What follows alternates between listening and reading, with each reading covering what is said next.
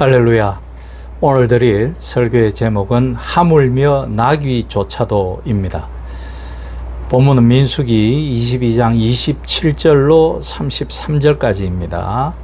나귀가 여호와의 사자를 보고 발람 밑에 엎드리니 발람이 노하여 자기 지팡이로 나귀를 때리는지라. 여호와께서 나귀 입을 여시니 발람에게 이르되 내가 당신에게 무엇을 하였기에 나를 이같이 3번을 때리느냐. 발람이 나귀에게 말하되 내가 나를 거역하기 때문이니 내 손에 칼이 있었다면 곧 너를 죽였으리라. 나귀가 발람에게 이르되 나는 당신이 오늘까지 당신의 일생 동안 탄 나귀가 아니냐. 내가 언제 당신에게 이같이 하는 버릇이 있었더냐. 그가 말하되 없었느니라. 그때에 여호와께서 발람의 눈을 밝히심에 여호와의 사자가 손에 칼을 빼들고 길에 선 것을 그가 보고 머리를 숙이고 엎드리니 여호와의 사자가 그에게 이르되 너는 어찌하여 내 나귀를 이같이 3번 때렸느냐. 보라, 내 앞에서 내 길이 사악함으로 내가 너를 막으려고 나왔더니 나귀가 나를 보고 이같이 3번을 돌이켜 내 앞에서 피하였느니라. 나귀가 만일 돌이켜 나를 피하지 아니하였다면 내가 벌써 너를 죽이고 나귀는 살렸으리라. 아멘. 이스라엘 백성들이 가데스 바네아에서 에돔과 모압과 암몬 족속들의 땅을 지나 요단 동편에 이르렀습니다.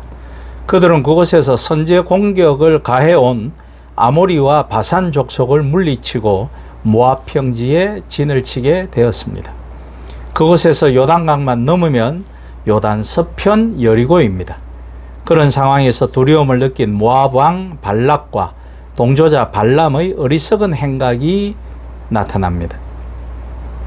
그러나 민수기 22장에서 24장에 보면 하나님께서 그들의 악한 꾀를 헛되게 하고 오히려 하나님의 뜻을 이루는 데 이용하는 모습으로 끝나게 됩니다.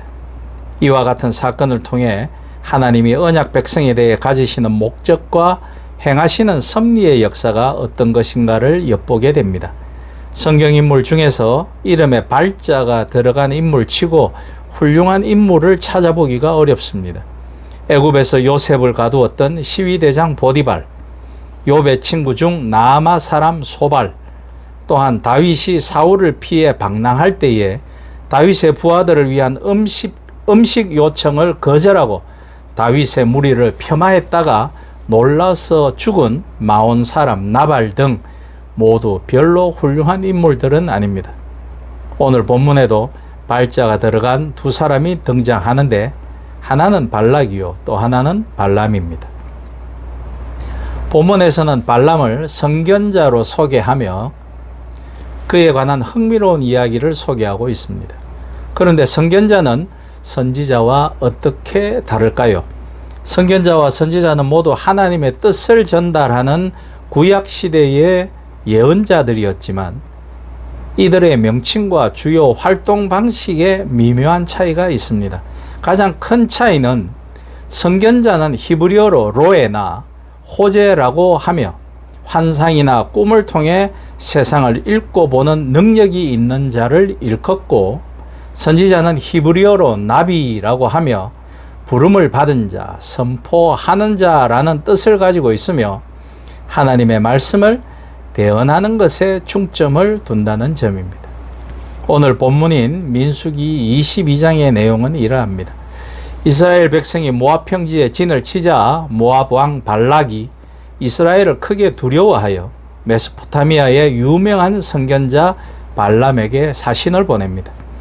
그날 밤 하나님께서 발람에게 나타나셔서 그들과 함께 가지 말며 이스라엘 백성은 복받은 자들이니 저주하지도 말라고 하십니다.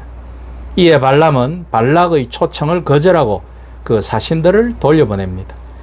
발락이 다시 고관들을 보내자 발람은 하나님의 뜻을 더 알아보겠다고 했다가 불행히도 그들이 제시하는 제물에 눈이 멀어 모압 땅에 잠시 머물고 있던 히브리 백성을 저주해달라는 모압 왕의 불의한 청탁을 들어주기 위해 나귀를 타고 드디어 길을 떠나게 되었습니다.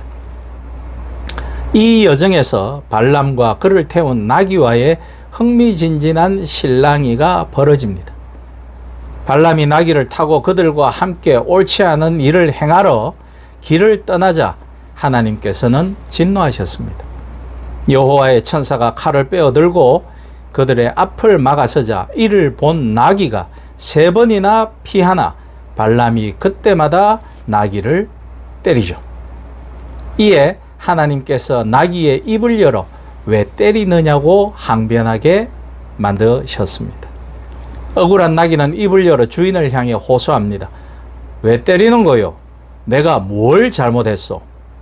바로 그때 이 어리석은 선견자의 눈을 하나님께서 뜨게 해 주십니다. 그제서야 비로소 자신을 막아선 칼을 빼어든 하나님의 천사가 앞을 막고 서 있는 광경을 보게 된 것입니다.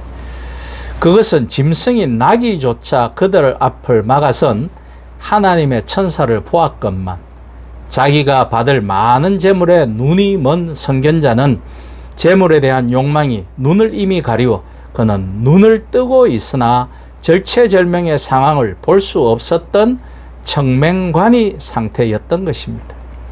오히려 발람의 분노는 애꿎은 나귀에게 돌려졌고 정작 하나님과 자신을 가로막고 있던 탐욕의 죄를 도무지 그는 제대로 보지도 깨닫지도 못하였던 것입니다.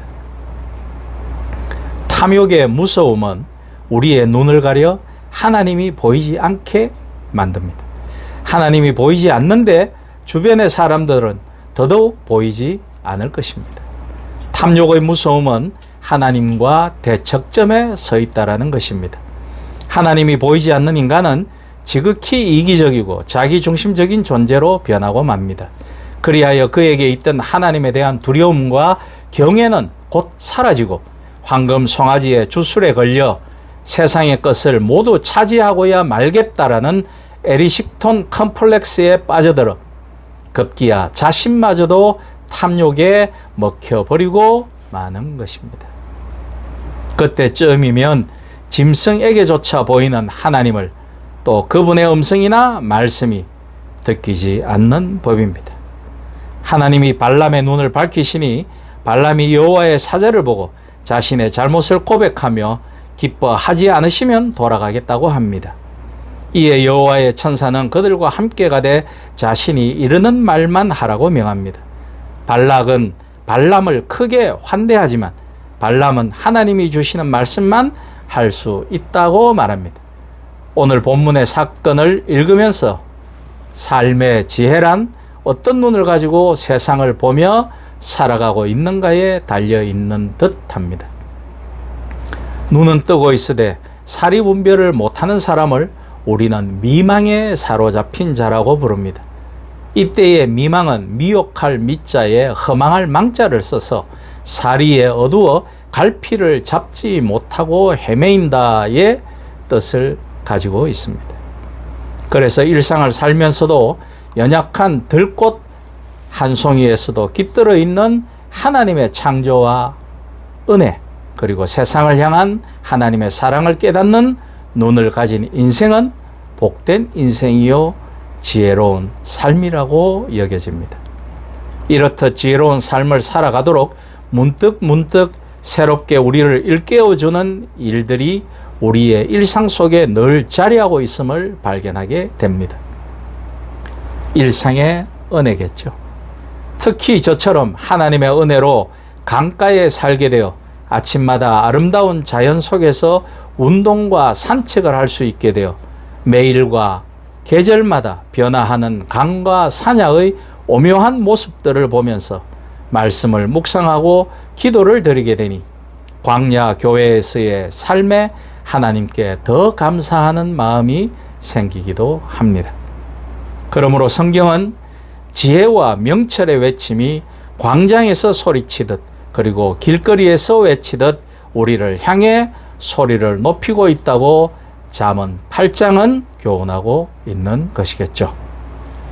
Don't hit the donkey 라는 묵상집이 있습니다.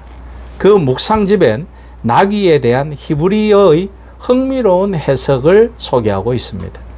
원래 나귀를 나타내는 히브리어는 하모르라고 합니다. 이 단어와 거의 똑같이 발음되어지는 히브리어의 물질이라는 뜻을 지닌 호메르라는 단어가 있다고 합니다. 간혹 우리는 내가 바라고 소원하는 일들이 이루어지지 못하고 막혀버릴 때 자주 물질적인 것들을 핑계 삼아 불평하는 일들이 많습니다. 애매한 원망과 핑계를 물질의 결핍에서 찾을 때가 많다라는 사실입니다. 마치 채찍을 들어 애꿎은 나귀를 원망하듯이 말입니다. 그러나 정작 문제는 우리의 지혜의 눈이 장님처럼 감겨져 칠흑같이 어두워져 있는데 있음을 알아야 합니다.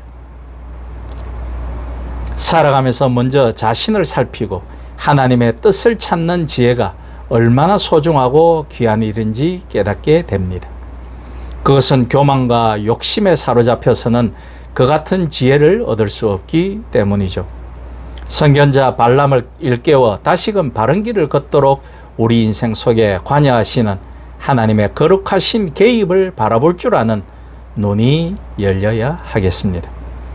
간혹 우리가 듣는 말처럼 오늘 우리 앞에 놓여진 문제는 우리를 멈춰서게 하는 스톱 사인이 아닌 새로운 길로 인도하는 이정표라는 사실을 명심해야겠습니다.